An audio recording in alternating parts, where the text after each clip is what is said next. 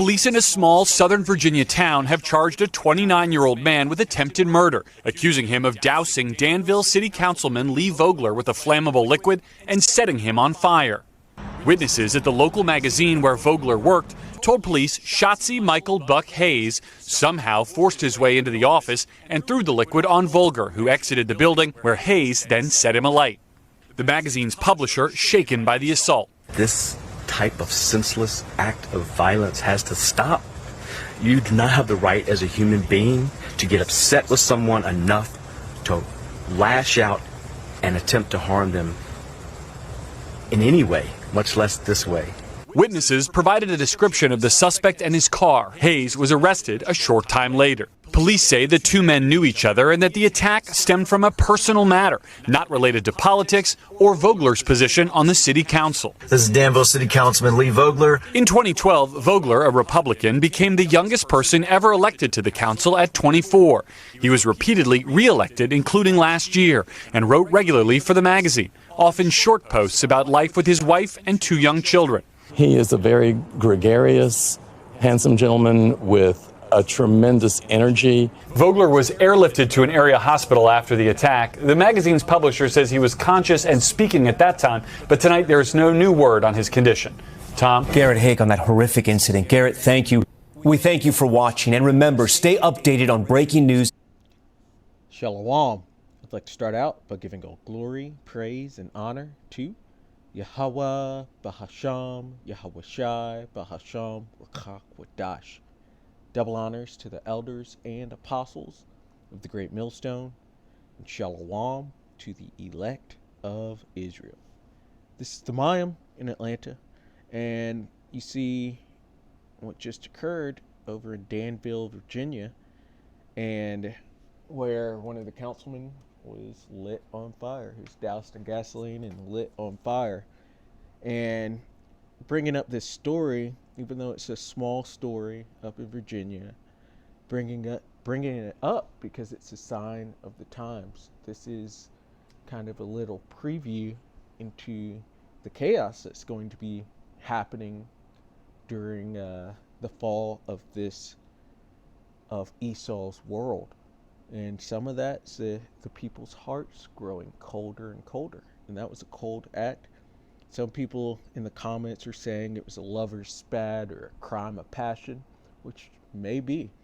Who knows? I wouldn't put it past Esau, so maybe it was, but this is also going into prophecy. And so let's get into the scriptures. This is Matthew 24 and verse 12. And it says, "And because iniquity shall abound," iniquity is sin upon sin, "the love of many shall wax cold." And so let's get that word cold. And it's Strong's G 5594. Suko, which if you look at the spelling, it's psycho, which is where we get that word psycho. And it's to breathe, to blow, cool by blowing, but down here metaphorically of waning love. And that is what is happening. These people, they're all jabbed up and in a poor position. The economy's failing. They're seeing that their politicians and the government are actually against them, and this is causing people's love to wane. They're growing colder and colder. And this is all necessary because nation is going to rise up against nation and kingdom against kingdom. There has to be a lack of love there for this division to occur and for the violence that's going to come to occur. As it says, "And with great violence shall that great city Babylon be thrown down." So the people's love does have to wax cold. And you saw that just there in Danville, Virginia. It's like a little preview of people going against the government. This is 2 Esdras 15 and verse 16. It says, "For there shall be sedition among men, and invading one another. They shall not regard their kings nor princes." These are your politicians, your judges, your councilmen, your senators, your mayors, your so on and so forth, all the way up to the president. This is prophetic for the people to turn against them. For there shall be sedition among men. This is rebellion. People rebelling against the government and against this beast system that's being established, and invading one another. So they're going to be going against each other too, because the love of many shall wax cold. They shall not regard their kings nor princes, these politicians, and the course of their actions shall stand in their power. That was a little preview of what is to come, because we still have Jacob's trouble to come, in which Jacob's trouble is going to turn into everybody's trouble. And we're seeing the start of that with these deportations and these detention centers.